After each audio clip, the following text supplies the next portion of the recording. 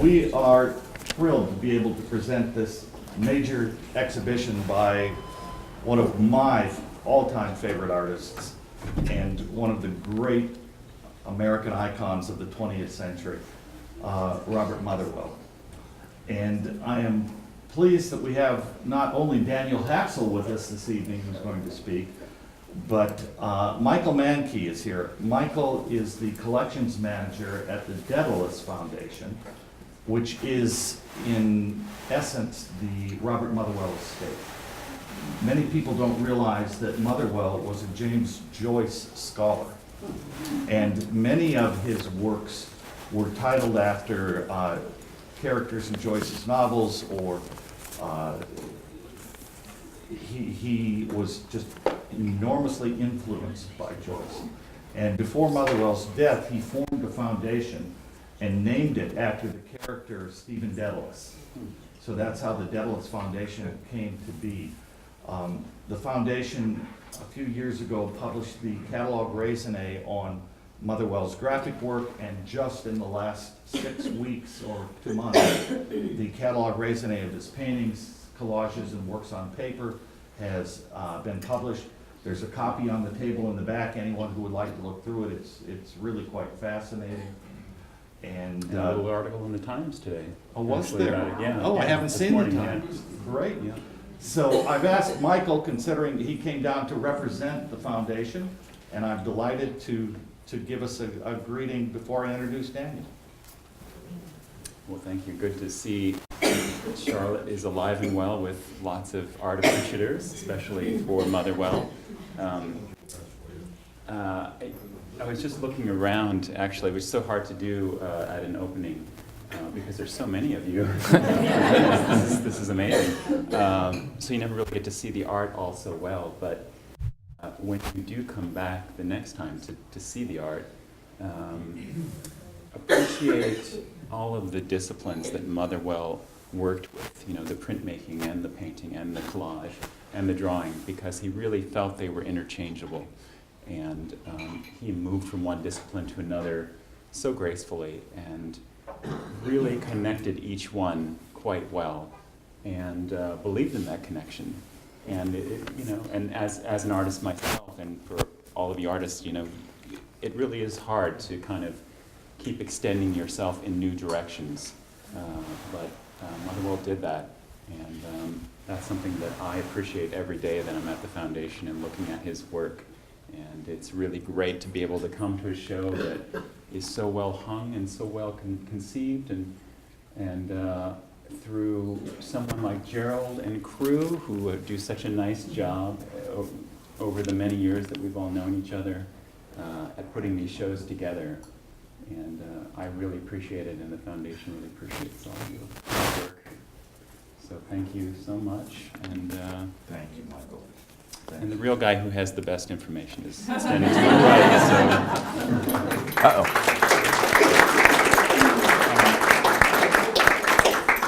Michael, what he said reminded me of something. I don't do this often enough, but I have the best group of people in the world that work here with me every day. And they're spread all over, but all of you know who they are, and I know who they are, and I just want to say thank you to them. I love them. We're a family here, and we're really, one of the things I'm most proud of, I say this frequently, there's not a day we don't laugh. There's not a day that we don't laugh. There's not a day that one of them doesn't cut me off at the knees, but that's...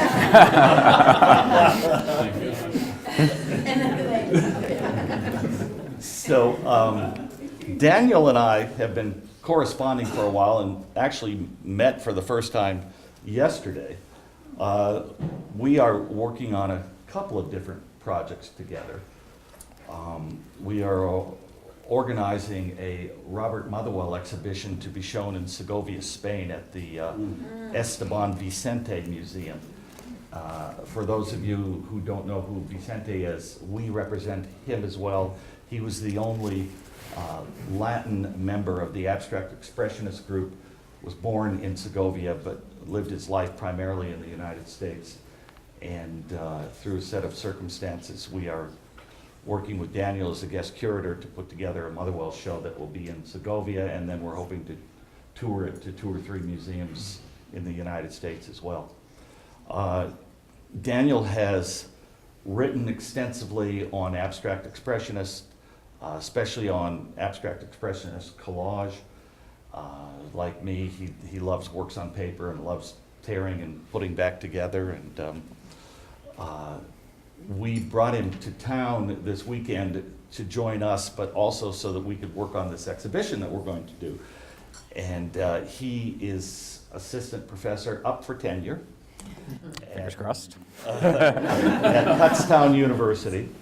And I am delighted to have him here, and he's going to talk to us for just a few minutes about Mr. Motherwell. Thank you. Thank you all for being here. This is a great turnout to appreciate Motherwell's work. And I just want to start by thanking Gerald and crew for welcoming me to Charlotte. This is my first time, and I've had a great time touring the museums, eating barbecue, spending time at the... That was part of the deal. That was part of the contract. But it's been a great time, and I think the city is lucky to have a gallery that putting on shows like this that really are of a museum caliber. This is a great introduction to Motherwell's work. I hope you get to spend some time with it quite a bit here. I'm just going to say a few brief remarks about Motherwell generally. I told Gerald I'm used to speaking for about 90 minutes in my classes. I'm going to spare you. I have a little outline to keep me on track and keep it just a few minutes, so I'll try to stay on course, I promise. You didn't do the homework? Oh, okay. But in any case, I'll be happy to talk with you afterwards. But I just want to give an overview into Motherwell's career and talk a little bit about his life and why I think he deserves the title of Master of the New York School, or one of the Masters of the New York School. He used the term the New York School to describe the artists of the abstract expressionist era, people like Pollock and Rothko, his friends and peers. And I think this exhibition really shows his mastery, as Michael mentioned, of many different mediums. And you get a chance to appreciate that, like other masters from art history, he was a Renaissance man in his interests, in his abilities. For one, he was a master teacher and intellect. He studied philosophy at Stanford. He would start a doctorate in philosophy at Harvard. He started art history studies at Columbia. So he was very well educated, but he also studied art with major printmakers and painters, people like Roberto Matta and Stanley Hayter. So he had a really strong educational background that he converted into a teaching career. He taught at Hunter College. He taught at Black Mountain College in Asheville. So he was very much a teacher and an intellect as well as an artist. He also was really influential in helping to set the intellectual discourse about modernism in America. He was influential in starting a journal called Possibilities. It is probably one of the most famous journals that only had one issue ever. They planned a second one, but it never came to fruition. But in this journal, he brought together John Cage, Harold Rosenberg, Pierre Chareau to unite architecture and music and literature and the visual arts. And it showed Motherwell's dedication to this idea of modernism that could be interdisciplinary, that was so important to him. He also edited a series called The Documents of Modern Art, where he introduced American audiences to Dada and Surrealism. And through that, he really honed his idea of what modernism is. And it was something that we see on display here tonight. We see Motherwell working through his dedication to abstraction and modernism, and it really, I think, shows. He was, of course, a master painter, and it's probably appropriate that I'm positioned in front of several paintings. He was a part of this abstract expressionist group that was known for dramatic gestures. Motherwell was inspired by surrealism and the idea of automatism, which he likened to doodling, except probably a little bit more serious than the doodling that happens during my classes. And it was this effort to really free oneself and to explore possibilities, which is part of why he named the journal that way. But we see that what he was really interested in was trying to go beyond representation. I brought a quote that he often used to describe modern art, to describe abstraction. In it, he cites a poet, Stéphane Mallarmé, who was really influential in his definition of modernism. He said, What better definition of modern art is there than Mallarmé's "the expression of the mysterious aspects of existence, through human language brought back to its essential rhythm. In this way, it endows our sojourn with authenticity and constitutes the only spiritual task. I am inventing a language that must spring from a very new poetics, to paint not the thing, but the effect that it produces." So he wasn't trying to paint an object or an event. He was trying to understand the response to that. He was trying to capture the effect of something like the Spanish Civil War, or reading Joyce, or maybe enjoying a cigarette in some of his collages that use cigarette wrappers, or love. Many of these experiences that make us human, he's trying to find a language that's true to the abstract nature of our thoughts and our emotions. And you see that in paintings that bring together a gesture with his symbolist interest in color. I think one thing that's relevant in looking around at these works is thinking about how Motherwell was a colorist, but also greatly interested in gesture, and brings these two together in a sometimes beautiful tension, where you have moments of control set against moments of spontaneity, and it's something that marks quite a bit of his paintings. He was also a master collagist. As Gerald mentioned, I've got a soft spot in my heart for collage, and the second room is filled with examples of this. Motherwell wasn't so shy about patting himself on the back, and he did say that his contribution to the medium of collage was bringing this aesthetic of action and spontaneity to the medium. You see in these rooms torn paper edges. You see something that seems very immediate, and he worked in a way that really highlights process, but also, he said, brings that kind of aesthetic to this medium in a novel way. He also was novel, I think, because a lot of collage artists used newspaper, sheet music, found objects. You see examples of that in the show, but Motherwell also used his own art.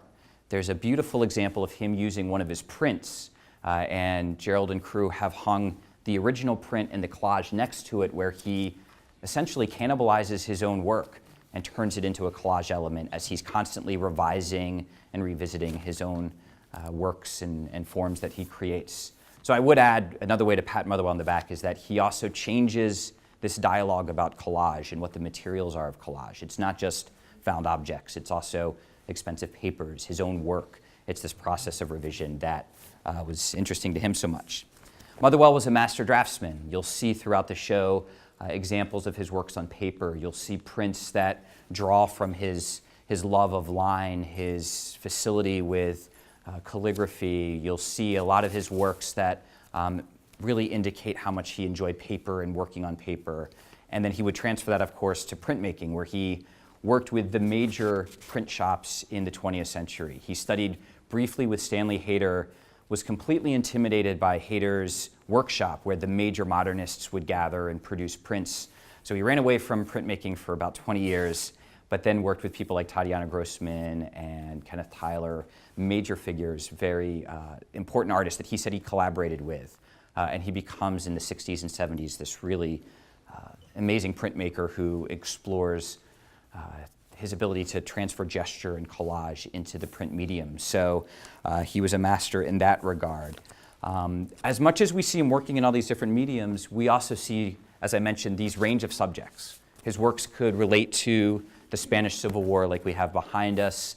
They could relate to literature. They could relate to his own life and experiences.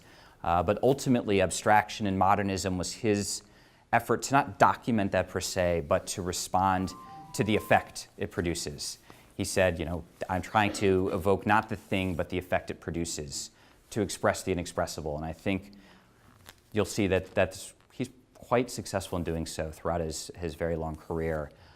So I will pause in boring you formally, but enjoy the show. I think it's really, as I mentioned, an accomplishment of the gallery to put together a survey of this magnitude, and I hope you enjoy his work. And thank you all for gathering tonight.